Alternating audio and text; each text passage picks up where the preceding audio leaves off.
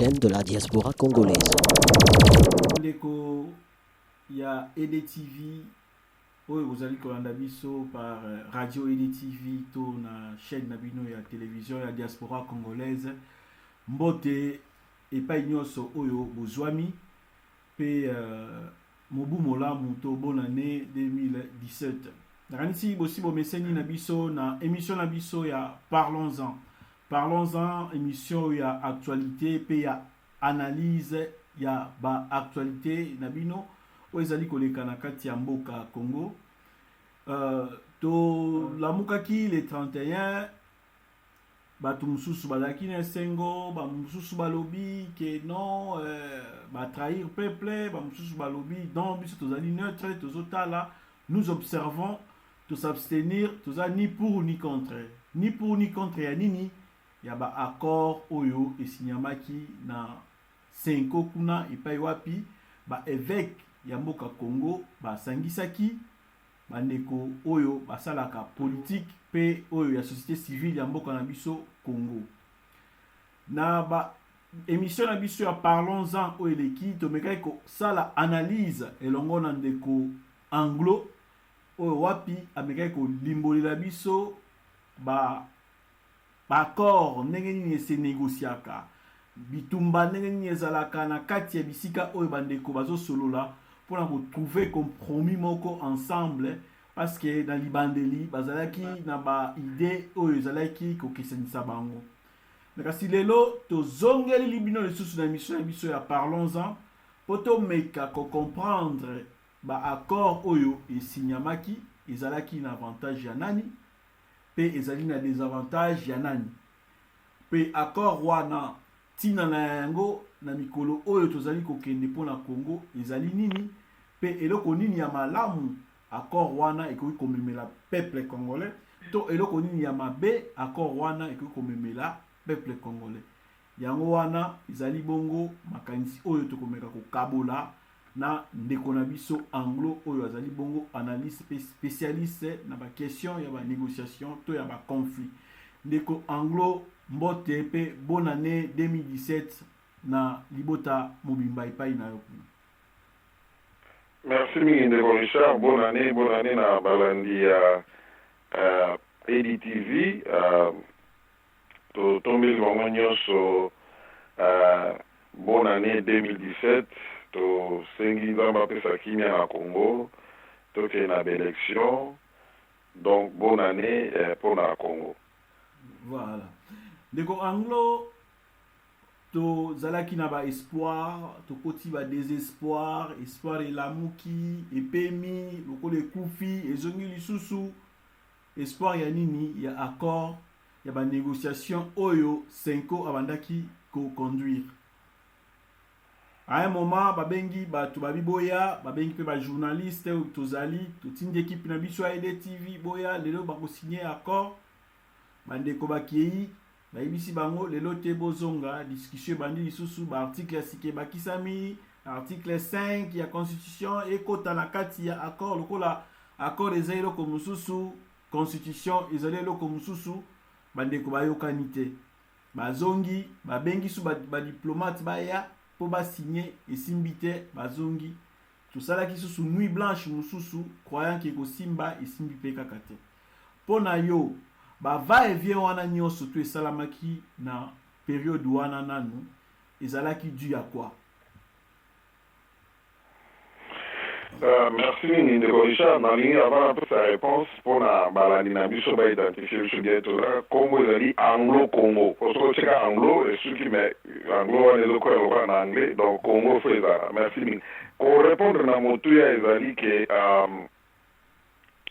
na motuna plutôt ezali va et vient wana ce sont des ratés ratés à chaque cas il y a une négociation la position est bien azala sûr que azo kende pour qu'il ne coopère traité quand on bloque la négociation et on bloque la match il y a un combat boxe faut se préparer avant matana ring il faut le coyer bas adversaire à l'ingini tout ça parce que dans le cadre de la négociation peut-être dans le bas pour notre chaque parti a ça qui est fort avant qu'il y ait une table de négociation, a les informations le plus sûres, il y a position à l'autre parti. Donc, information au parti à zone maté, mais peut-être parce que avant négociation, il va y avoir un masque. Si il faut elongi ya mutu alati masque eza ndenge nini eloko nini abombi na mokongo bon parce que ye pa azoluka ta yeba elongi na oyo eza ndenge mpo yo mpo olati masque ekoki kozala wana ekoki mpe kozala baevie wana ekoki kozala mpe résultat ya bapression alors soki pression ekomi na degré moko boye bamoni ke awa toko koperdre nyonso nde omoni sikoyo basengage baye na table ya négociation mais na ka ya congo par exemple na ka po bato bazosala biloko wana mingi ezali ya bato ya ngambo ya kabila nde nalobaki mbala elekaki omoni kabila areunisa aza na bato ebele nsima na ye nataka oyo bato bapopulation te mais surtout personnel politique et régime est créé même et permettant même que Batounsous va créer de manière artificielle comme bactère politique. Pourquoi? Parce que les gens qui ont mbongo. Alors, Batounion soit basé autour de la promesse. Cadre de la majorité qui avait requis l'anonymat, na jeune africain, la majorité tous les locaux ce gouvernement ezali bamususu bozala na salle d'attente bozozela ke un jour yope okota na gouvernement ou bien okende na baentreprise publique ou bien okende na diplomatie donc aza na bato ebele oyo abenda na coalition na ye wana bon maintenant azokende ezomona na keno vraiment régime na ye ezochancele bato mosusu bango batikala ngokota aux affaires te mais Batouana va s'afficher devant le public, Baloba, tout ça. Alors, Batouana va dire, mais je fous de compte, alors, par exemple, mon Ndeko, ceux qui vice-président à la majorité, au secrétaire général adjoint, qui a annoncé que remettre en cause l'accord, il y a 131 de ces. Mais, avant membre du gouvernement, Sami Badibanga. Oyebi ke bakoro ya 5 ans eza kotia en danger ou bien en danger gouvernement Sami Badibanga. Donc ça peut être aussi ça donc biso tolia ya suka tokota tolia ya suka terme baloba kuna manjoire biso pe tokota na suka wa na tamu ko toluka tozwa le maximum mais koki pe kozala ndeko Richard et cause lisusu leader na bango perdre contrôle ya balieutenant na ye. Est-ce que yango na ngana bakisa na mwa motuna mukena nkambo tikoloba est-ce que tu penses que ndeko wana akoki koloba koleka liboso ya ba journaliste asala ba déclaration oyo asali sans permission to sans aval ya oyo bango babengaka leader na bango to autorité morale na bango. Bon, ekoki kosalama na corps na ye, mais tout simplement pour akomi un peu politiquement akomi faible. Donc akomi, bon, je dois na honorer ma engagement ou ma promesse na sala batu oyo. Oza komona. Ekoki kosalama na corps na ye, mais c'est-à-dire asali yango ma animi yango malgré lui. Mais en même temps, il n'y a pas de cohérence. Il n'y a plus de cohérence dans le comportement de Bango. Bango, c'est comme une église. L'autorité morale, le lobby, n'est au Salama. Mais depuis un certain temps, comme au monde, Bazali se contredire. On a dit signe que leadership, il y a Joseph Kabila. Sur Batounaye est commis faible. Pourquoi? Parce que Batouana, mingi bazali opportuniste, mingi bazali inquiet na avenir politique na bango, bakomota biso tozeli mingi tozwi ba risque.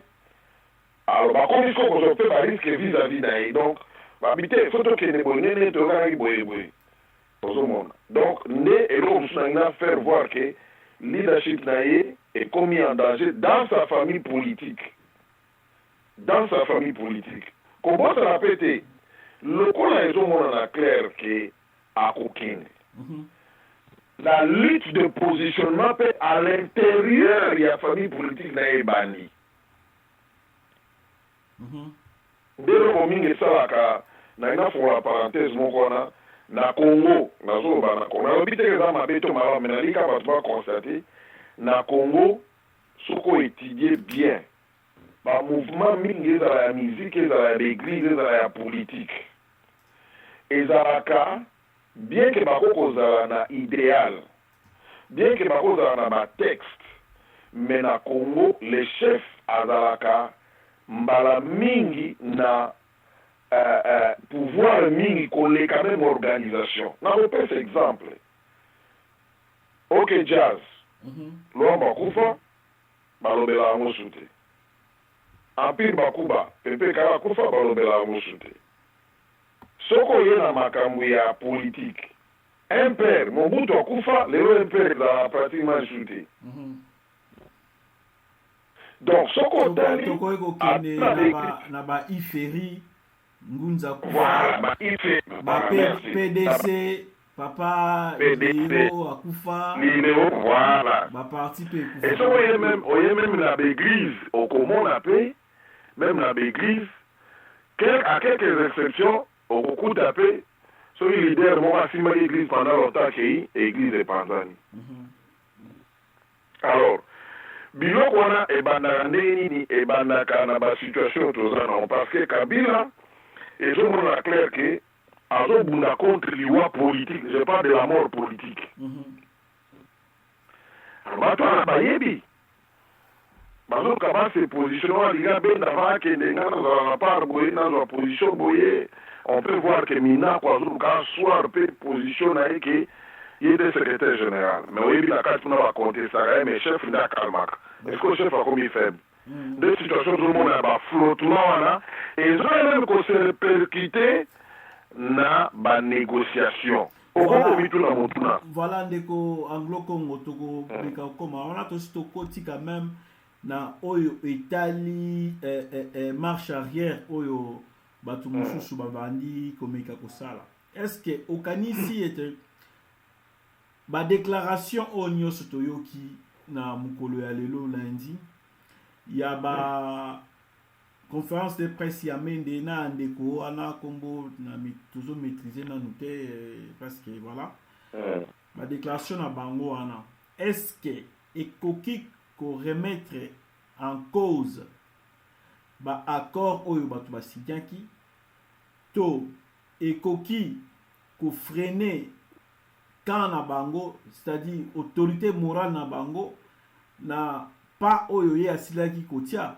na kati ya bakor oyo ekoki ko inquiéter cinco na parti mosusu ya bazaki na kati ya bakor ya rassemblement ba déclaration nyonso tolandi na mokolo ya lelo.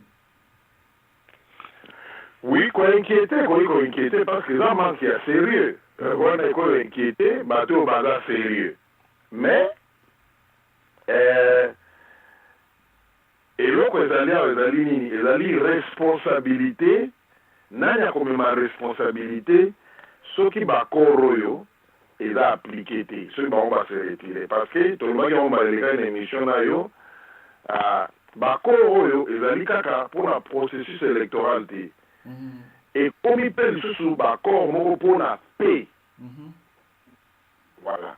Ozoka bazoloba bi sans accord oyo le kao Monseigneur Untebi, Marcel Untebi ya Kisangani oyo azali président ya Senko oyo akambaki masolo alobi yango clairement na radio Vatican alobi sans signature ya bakoro oyo Congo elingi kota na guerre civile.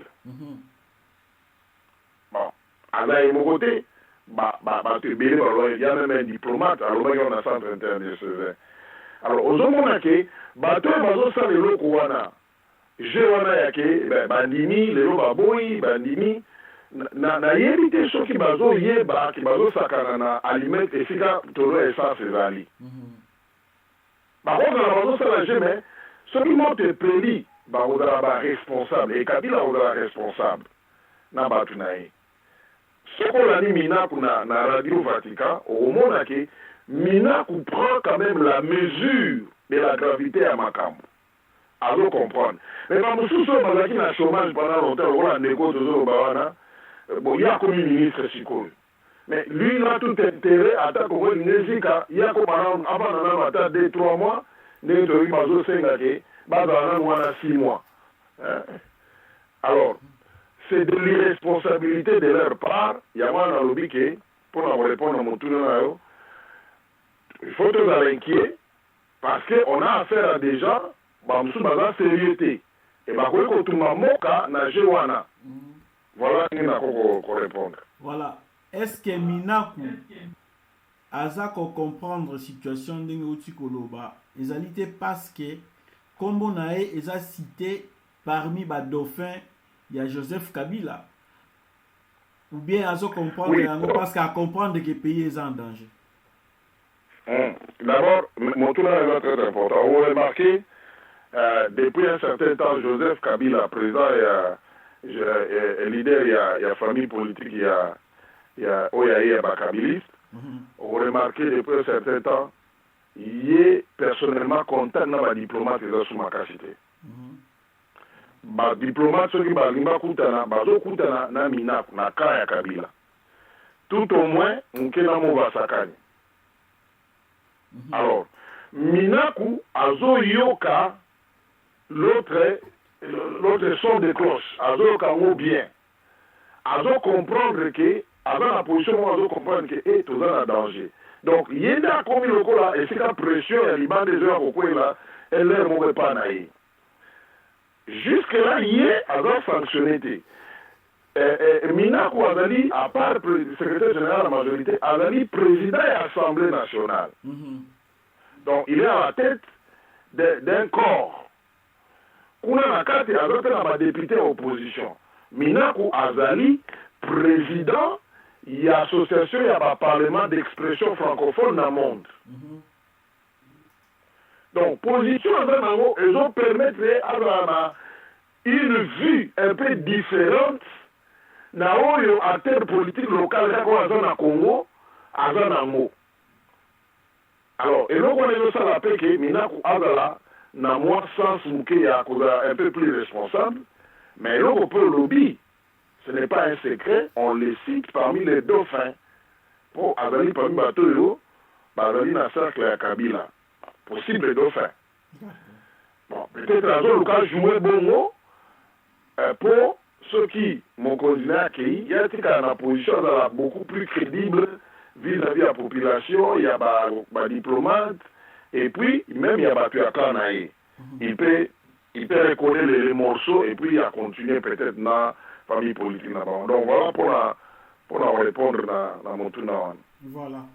Neko Anglo-Congo, est-ce que héritage, si je peux dire ainsi, Oyo Kabila, à côté que la famille politique na ye, est-ce que ils allaient péter moko ya raison oyo ezo bangisa ye moko Kabila na kana si je parle de l'héritage, c'est-à-dire gouvernance oyo ya Kabila, ba guerre, ba tuerie, ba assassinat, ba emprisonnement, ba massacre oyo peut-être ezo salama yaza chef peut-être eza ko échapper ye ce qui se passe à Beni. Ma marche réprimée na façon moko mabe avec ou sans son aval. Est-ce que charge ou héritage ou nyonso est-ce que ça peut moko ya ba cause te oyo empêcher biso to ke na ba élection oyo za ko empêcher ba accord et signé na ndenge oyo sengeli? Ouais, en tout cas question est très pertinente. Ma commune sur le bio les ont contribué na ba hésitation na bango. Mais la ligne bête moi c'était mouké na likambo lobby il y a ba tuerie ba répression emprisonnement ba tuna Beni au moins soki ba tu va faire na pouvoir pendant longtemps ba ya ko mesana ndeti na peu importance et alternance à Wanabi pouvoir et usaka pouvoir et même en montant ba le commettre ba le pouvoir corrompt. Alors, tant que M. Nibongo, on se maintenir par la répression. Et comme on appelle piège, baza ko banga ko longwa parce que ceux ba longwe bokoya ko fungola ne ba lobaka boye ko fungola ba tiroir bota ba ceux ba cadavre baza na kati. Parce que olobaki boye notala biloko ya salité salama mais oyo bango ba bomba pour bazali na pouvoir. Na on peut exemple lokola force commune de Maluku. Mais un cadavre, un tireur de régime. Et puis, croyez-moi, la force commune est belée. Joseph Kabila, abima na guerre, il y a Azali produit à Afdel. La force commune est banana tangwana. Ba charnier, wana, ba tingi, tingi, bani. Biloko les est belé. Mais tant qu'il y a dans le pouvoir, on est dans la biloko, bazo zipa. Maintenant, ce cas qui on fait la biloko wana. Et croyez-moi, nde loko biloko ya osalake ba poursuite non seulement yé na officier militaire na ba tout na service de sécurité na même certaines puissances certains pays étrangers ba monyo soana ba za kota limité kolongwa te poso kolongwe ba koya komona ndenge nini na kati ya tombe za ya kopola mais libanda to parola peinture ndenge jeza lobaki bozo parola peinture libanda mais kuna na kati ebemeza ya kopola zo lubaso. Donc voilà, na likambo zolo. Mais likambo ya Beni par exemple. Likambo ya Beni toyebi ke régime oyo et militairement on ya Afdel. Pour ça on faut de la mokuna Rwanda joue un rôle monene na Ouganda, mais particulièrement Rwanda. Kagame Rwanda jour moko ce sont les militaires ya AFPR de Marina Obenga Mobutu. Ça Kagame l'a dit. Bon. Rwanda a un intérêt na Congo.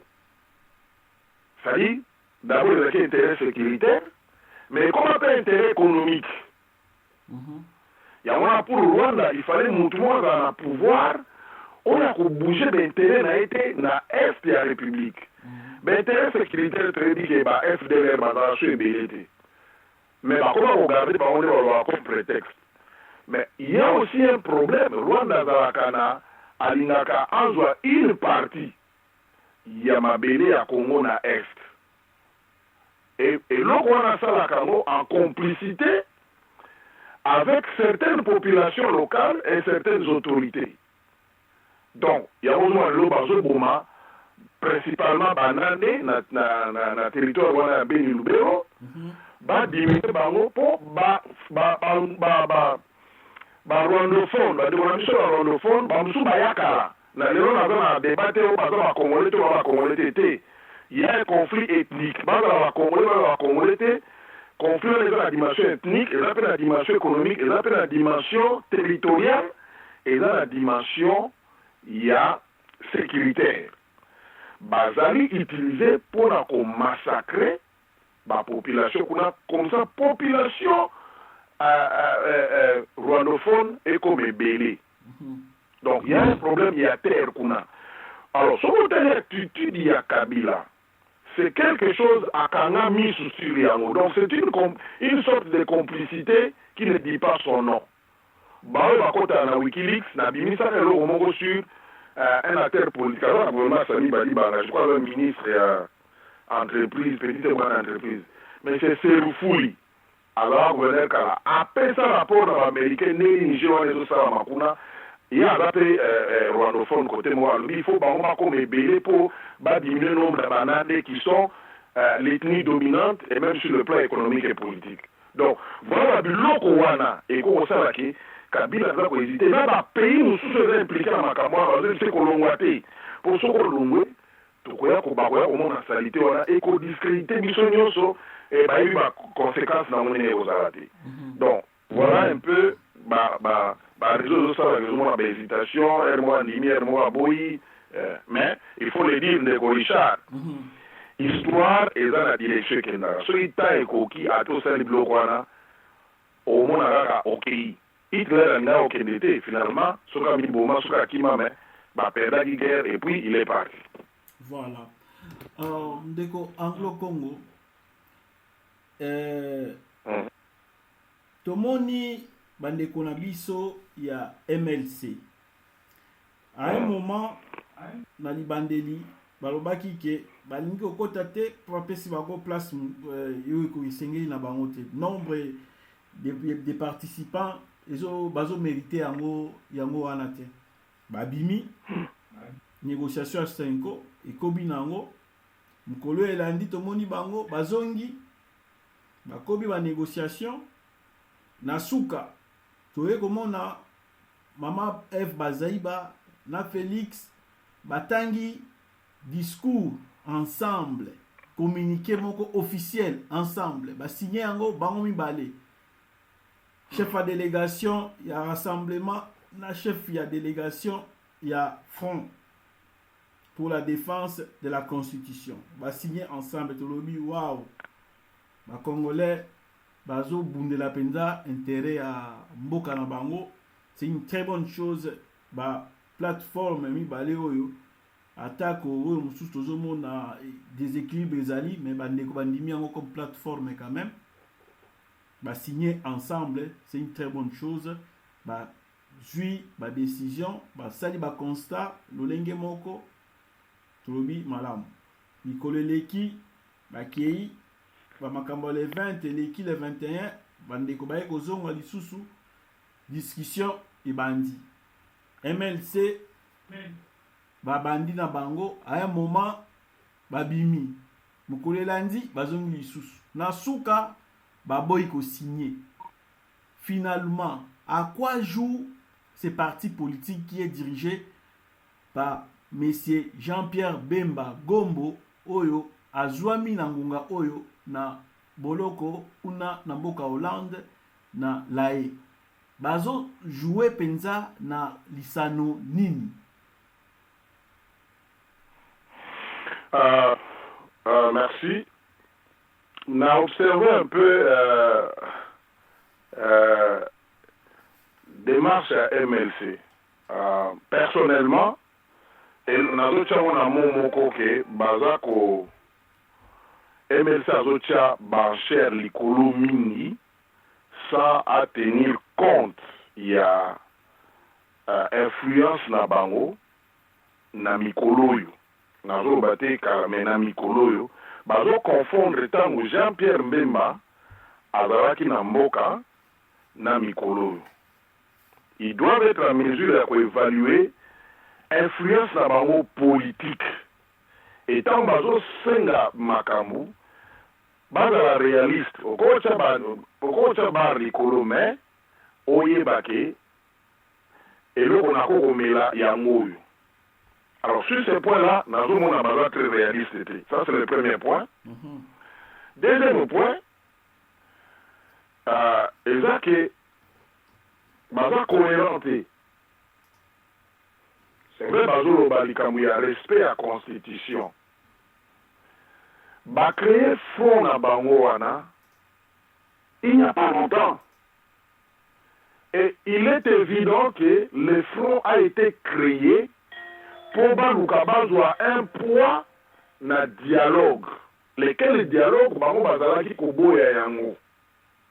Mais à un moment donné, l'exécuté na bango na koboya bamoni ke eloko community ko s'imposer créer un front à la porte-pièce. Pas basangisi bat et même bengisa bilenge balucha filimbi par après bilenge on a bayi koloba ke mouvement le lobby non tokenani kaka mais tozali na kati ya front wana te mais toza d'accord que respect à constitution. Alors ça c'est première erreur stratégique et pas bango yango wana eloko mosusu ezali nini tanto bazala ndeko lobi na rassemblement mais l'air moko ozomona bazozwa position oyo même s'ils le disent pas ezotia bango na position que opinion publique a trouvé que bazali lié objectif et à pouvoir.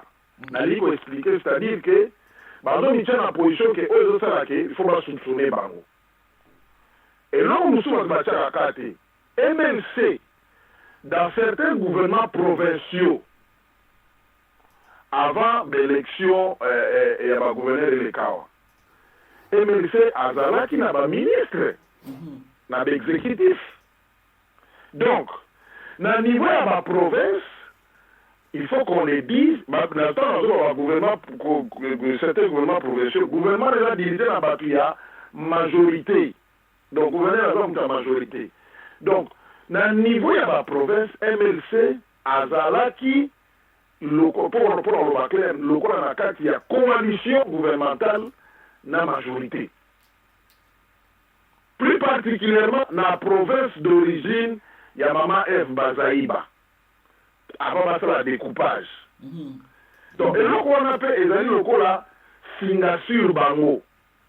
Parce que quelque part dans le niveau de la province, baza lié. Alors, Makambounio Soana et Zosalake, finalement, pour la relation, je crois, et Batumi, je crois qu'on est d'accord, que l'absence, il y a chairman, le sénateur Jean-Pierre Mbemba, ils allaient pour jouer mingi na démarche à MLC. Le fait qu'il y a dans la prison, ils ont joué mingi parce qu'ils ont dirigé par délégation. Et nous sommes en politique, et dans la Batou, ce sont Jean-Pierre Mbemba qui n'a Kinshasa, mais dans ma soirée, peut-être qu'on engager MLC à niveau anati. Donc son absence permet que Batoussou, sans le dire, ils ont fait sa possibilité sur la plateforme. Exemple, le rôle de Thomas Louak. Vous comprenez que absence à Jean-Pierre Bemejouaki, et il a négocié pour aller se retrouver vice-ministre dans le gouvernement de idée. Est-ce que Maman Bazaïba a joué carte ou arrêté? Est-ce que ezalité yemoko Jean-Pierre Bemba et pas yazali na prison azo téléguidé ba o bazali libanda pona koloba ke sans ye kimie ko ikozala te lokola ye azali akokangama Congo etikala kaka boye kino mukolo oyo ye soki akozala libéré abima lokola Messi aya ko sauver Congo. Bon, c'est possible, mais nali ko prêter attention à mais les gens nali ko ba pona ko ba nali kabolobi avant la rôle pas jouer. Le rôle à cause de la jouer zali ke bon. Le quoi la Congo dans la poste à Kimia.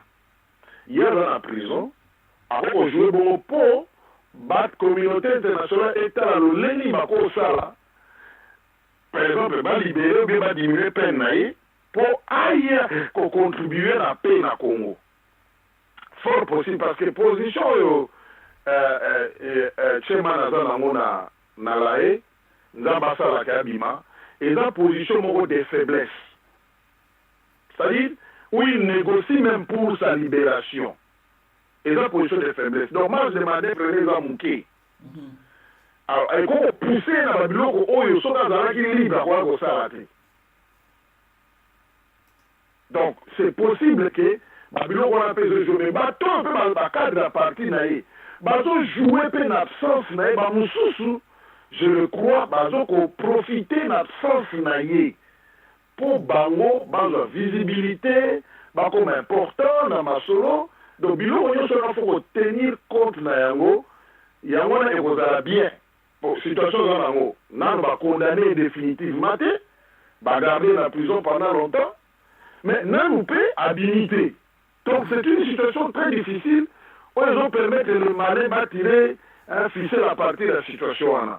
Donc Bilo Onyo Soana ils ont joué. Mais ce qu'on talipé dans la prise de position à la déléguée à MLC, vous pouvez voir qu'ils ne parlent pas le même langage.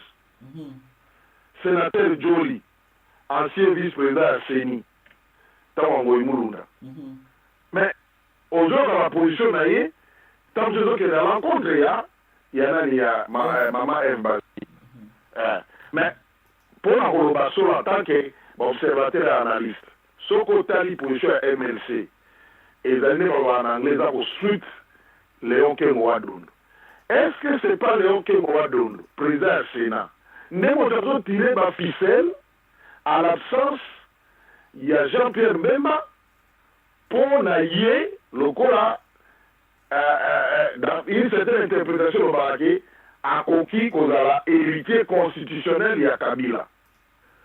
Ça, c'est une autre question. Donc, il faut qu'on étudie sur mais en tout cas c'est clair que bazali ko jouer le quoi pour ça battu maman bazali mais les camozo ya kengo mais tala kengo position ok il faut pas qu'on soit personnalisé mais moteur au côté wana pour animateur za moto ozomona donc et puis yebani ke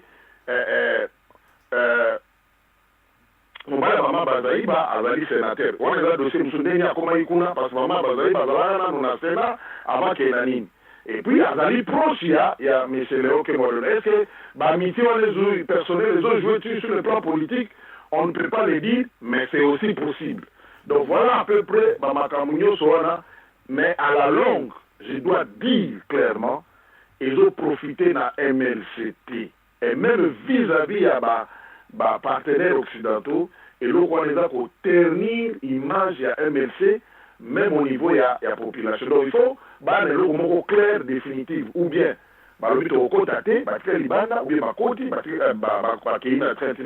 ils ont pris part dans ma solution. Merci beaucoup Ndeko. Moko ya mitune ya suka Papa Etienne Tshisekedi, le président Etienne Tshisekedi, président ya passage ya rassemblement, président ya IDPS, ma Congolais pe mokili mobimba, ma politicien mususu ya monde entier oyo babandai kobenga ye mais c'est non. Na makambo ebele na ba négociation na makambo ebele. Selon yo, qu'est-ce qui fait que Papa Etienne azala aussi patient na ba makambo onyoso kende liboso zonga sima kende mupanzi kende boye, il est toujours patient par rapport à ce qui se passe depuis aloba dialogue a changé maloba na été et donc on y ezo sala que Papa Etienne atikala na kati ya likambo oyo na awumela na yango ezali nini? Question mon madame. Omoni bon Mao Batali parcours à IDPS comme besoin, comme principe, devise, lutte non armée. Ceux qui besoin de la lutte non armée, c'est-à-dire beaucoup ça une lutte pacifique. Ce qui veut dire beaucoup banakondima à un moment donné, bosolo la pouvoir. Basali a mon éloté, voilà na zoloba, son hôtel parcours à IDPS. Basala on maréchal mon bout. Bazali pratiquement la même démarche. Donc, particulièrement, le président Tshisekedi Oyo, il est là à IDPS. Et là, je crois d'abord, il a par attachement na principe na bango. Kozala la lutte non armée, qu'on y m'a consolora, et n'importe bate, soit ok consolora nécessairement pour le oui. Au koloba oui, les locaux zomonake, ezali ko correspondre na betere na binobi à population. Aucun ne veut pas dire que aucun koloba oui na makamyo sur ma koloba. Non. On ne comité qu'à moins cherté. Donc, non wana batu ba retena ki a moming mais bazali ko retenir l'effort aussi bazali ko sala ya ko kende ko solola na bato bazali ko réprimer ba. On a démarche na ba en tout cas à 95% ils ont démarche na ba ndenge zalaka. Mais maintenant pour la ligne baza patient na motu nos autres na. Mais parce que ezali na faire remarquer le mot batu bazo bosa na mingi. Nini prende sengi dialogue ya na Congo sikoyo. Pour tout ce constitution, tout qui a élection liboso, mais ezali ba résultat chaotique qui a élection il y a 2011.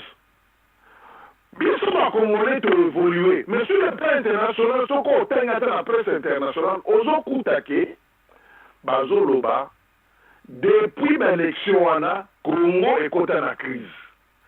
C'est pas un souci qu'on résout des crises, on a des qui dialogue et zala.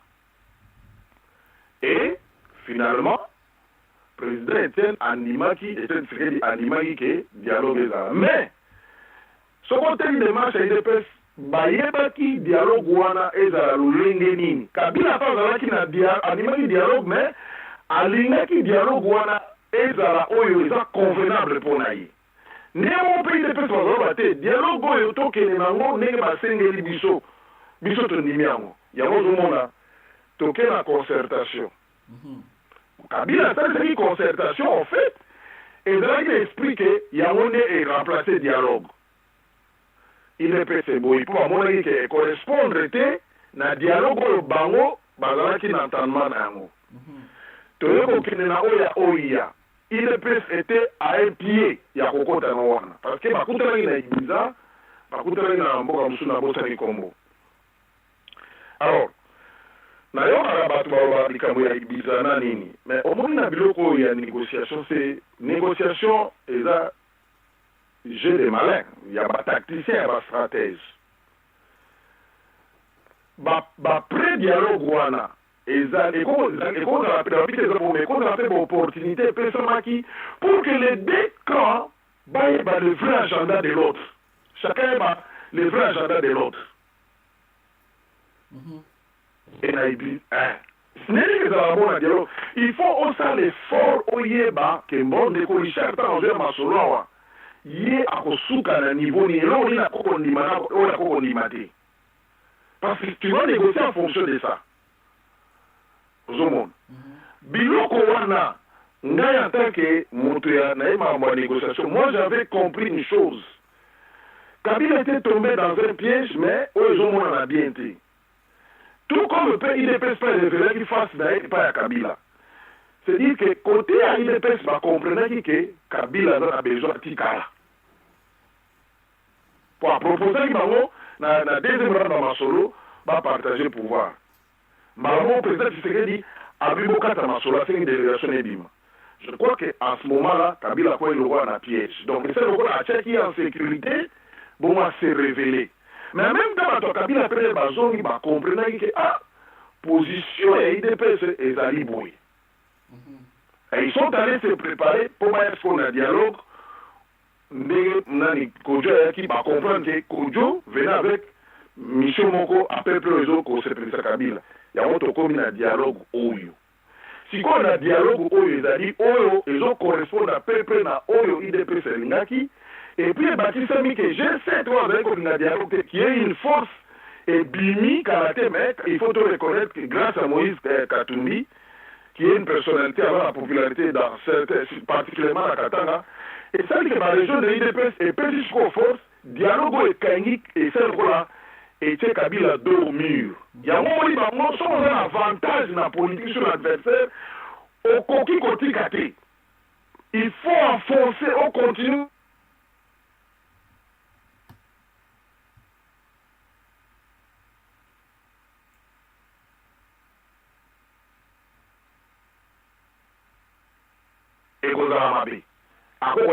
Pour rebondir. Je crois que nous allons justifier patience. Il y a M. Tshisekedi dans notre rassemblement pour le contexte international que Kabila a commis isolé. La population est éliminée dans le Sakanate. Dans la crise économique, et on a besoin des changements dans le policiers c'est la misère du peuple. Et donc, comme sous les alliés mounés et abattus à changement, et ça rend facilement la contestation aussi. C'est aussi la misère du peuple. Donc, bateau va comprendre le lobby discours à rassemblement. Donc, ils ont facilité, ils ont facilité le rassemblement à continuer. Il y a un moment parce que ce côté, il faut le dire clairement. Au moment où c'est pas un secret, parce que tout le monde a tabou, mais non.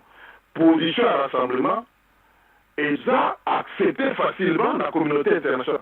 Pour quelles raisons sur le plan stratégique il faut bâtir? Voilà, merci Mingi Ndeko Anglo Congo, merci na analyse na yo.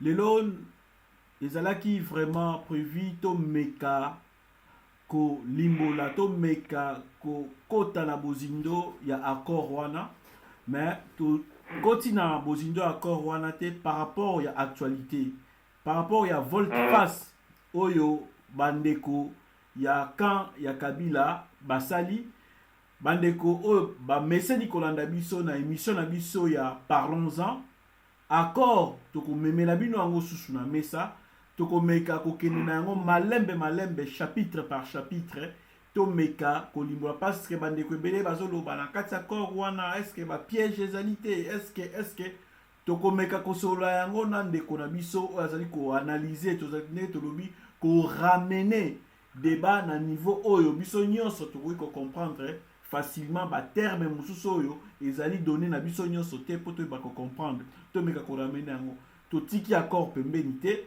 tokoya na yango mais lelo toyaki beaucoup plus par rapport à actualité ndenge nauti koloba volte face oyo bandeko bachange brusquement balali balamuki week-end nayebi te soki oyo bamelaki na bonne année to oyo eleki na toyebi te oui ndeko Richard omoni eloko mosusu tolobaki jour wana ke presse ezali force ntango kaka basigné accord wana soki otali presse internationale sete bazobeta mingi ke Kabila azolongwa na pouvoir na 2017 donc et c'était wana ebetami makasi et puis communauté internationale est appuyée donc basala lokola bakoti na pied siko balingi babima baluka lidusu ya kobima nde loko to mosusu tozovivre ya wana mais ils sont pris dans un piège nazosele maloba ntango tokolonga bakor nde tokoloba piège yango eza nini tokokota wana ndenge tolobi bokonsome oyo botindela biso baréaction na bino comme d'habitude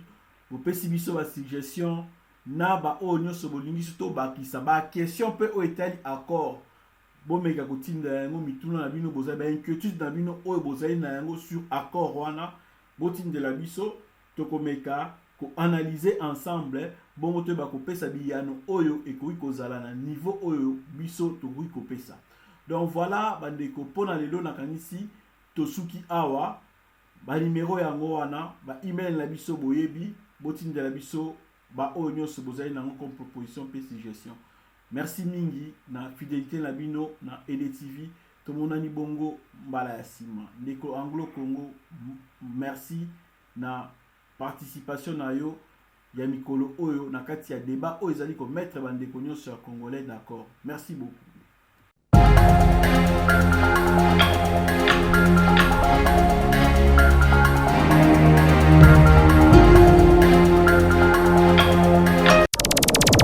Télévision, la chaîne de la diaspora congolaise.